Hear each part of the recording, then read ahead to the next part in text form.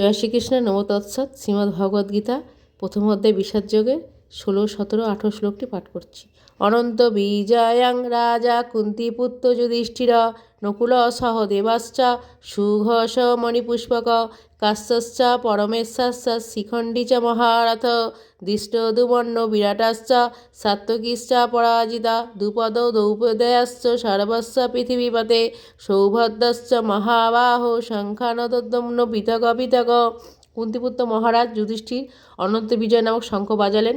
মহারাজ তখন মহান ধনুর্ধর কাশীরাজ প্রবল যোদ্ধা শিখণ্ডী দৃষ্টদ্যুম্ন বিরাট অপরাজিত সাত্ত্বকী দ্রুপদ দ্রৌপদীর পুত্রগণ সুভদ্রার মহাবলবান পুত্র এবং অন্য সকলে তারা নিজ নিজ পৃথক শঙ্খ বাজালেন। সঞ্জয় সুকৌশলে ধৃতরাষ্ট্রকে জানিয়ে দিলেন যে পাণ্ডুপুত্রদের প্রতারণা তাদের নিজেদের ছেলেদের সিংহাসনে বসাবার দুরভিসন্ধি করাটা তার পক্ষে মোটেই প্রশংসনীয় কাজ হয়নি। চারিদিক থেকে ইঙ্গিত পাওয়া যাচ্ছিল কুরুবংশের সমূলে বিনাশ হবে এবং পিতামহ ভীষ্ম থেকে শুরু করে অভিমন্যু আদি পৌত্রেরা সকলেই যুদ্ধে নিহত হবেন। পৃথিবীর নানা দেশ থেকে উপস্থিত রাজা মহারাজা রথী মহারথীরা সকলে নিহত হবেন।